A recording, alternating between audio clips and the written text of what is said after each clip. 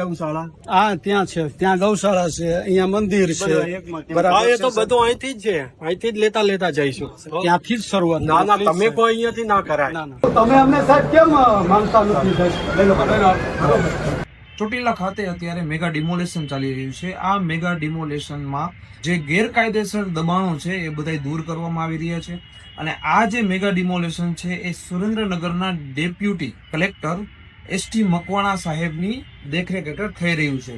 અને આમાં જે ગેરકાયદેસર દબાણ છે એ જ દૂર કરવામાં આવી રહ્યા છે. આ જ પ્રક્રિયામાં એક મહંત છે તે ડેપ્યુટી કલેક્ટર સાથે જે વાતચીત થઈ રહી છે એનો વિડીયો વાયરલ થઈ રહ્યો છે. તો ચાલો જોઈએ તે વિડીયોમાં તે મહંત શું કહી રહ્યા છે. ગૌશાળા ગેરકાયદેસર, તમે આ એક જ ગેરકાયદેસર હશે, બધું જ લઈ લઈશું. હું તો તમને સાહેબ હજુ રિક્વેસ્ટ કરું છું કે તમે ગૌશાળાથી પાડો એટલે અમને ખ્યાલ આવે છે. કઈ ગૌશાળા? ત્યાં છે, ત્યાં ગૌશાળા છે, અહીંયા મંદિર છે, બરાબર. એ તો બધું અહીંથી જ છે, અહીંથી જ લેતા જઈશું. ત્યાંથી જ શરૂઆત. ના ના, તમે કોઈ અહીંયાથી ના કરાય. બરાબર. તો તમને જો ખાસ વિનંતી કરી જેથી બેડો આપણે કોઈ ટાઈમ વેસ્ટ કરવા નથી. ના બરાબર. પ્લીઝ સાહેબ, અમે રિક્વેસ્ટ કરીએ છીએ હજુ. તમારો દાવા ઉપર તમે એમ કહો કે ભાઈ તમારો દાવો અમને માન્ય નથી, તમે એમને કોઈ લીગલી નોટિસ આપો. લાવો હેડો, તમે વિડીયો શરૂ કરો સાહેબ. કરી લો વિડીયો, તમારે જે કરવો વિડીયોગ્રાફી કરી લો. તો વિડીયોગ્રાફી કરવી એ તમારો હક અધિકાર. ભાઈ આજ રોજ અહીંયા નવગ્રહ મંદિર ચોટીલા ડુંગર તળેટીમાં કે જેની અંદર આપણે 30 વર્ષ કરતા પણ વધારે સમયથી આપણો અહીંયા ભોગવટો છે અને એ માટે આપણે સુરેન્દ્રનગર કોર્ટમાં એડવર્સ પોઝેશનનો દાવો પણ દાખલ કરેલો છે. તો એ બાબતના માનનીય શ્રી જે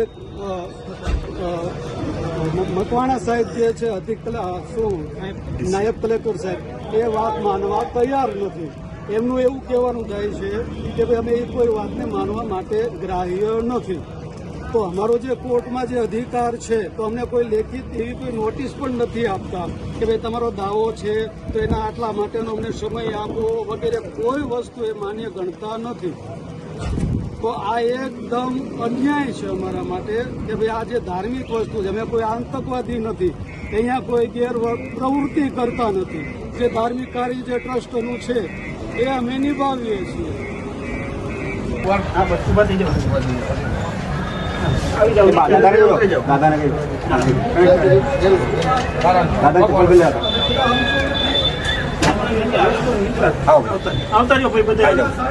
નીચે આવી જાઓ, રિક્વેસ્ટ કરો તેમાં બધું છે.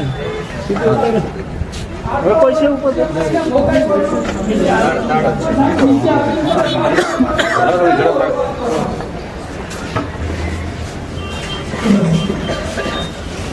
આ તો એકદમ સર્વ પ્રત્યાશાળી નક્કી કરવાની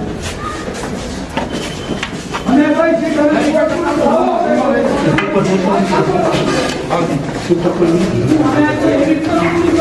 ઉપર વેરીફાઈ કરતા હું ઘણા બધા ભૈયા આવી ગયા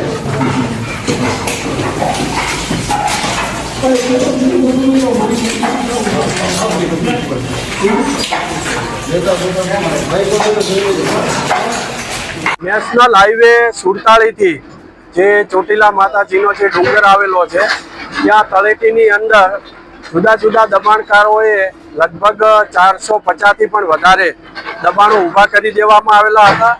આ રસ્તો છે એ રસ્તો 40 ફૂટનો જે તે વખતે મૂકવામાં આવેલો હતો, જેથી કરીને જે યાત્રાળુઓ આવે છે ડુંગર ખાતે ત્યાં યાત્રાળુઓને કોઈ તકલીફ ન પડે, અવર જવર કરવામાં મુશ્કેલી ન પડે અને જ્યારે પૂનમ જેવો જે તહેવાર આવતો હોય છે ત્યારે મોટી સંખ્યાની અંદર યાત્રાળુઓ ઉમટી પડતા હોય છે. તો ત્યારે એમને ટ્રાફિક ના નડે અને સરળતાથી દર્શન થઈ શકે તેના માટે આ 40 ફૂટનો રસ્તો મૂકવામાં આવેલો હતો. પરંતુ આ 450 થી વધુ દબાણ કરતા હોય આ રસ્તાને ખૂબ સાંકડો કરી દીધો હતો દબાણો કરીને, અને આ રસ્તાને 20 ફૂટ કરી નાખ્યો હતો. જેથી ગઈકાલે પણ એમને સમજૂત કરવામાં આવેલા હતા ને એમાં ઘણા બધાએ સ્વેચ્છાએ પણ દબાણ દૂર કરી દીધા હતા. જેણે નથી કર્યા એને આજે સવારથી જ આ ડિમોલેશનની કામગીરી ચાલુમાં છે.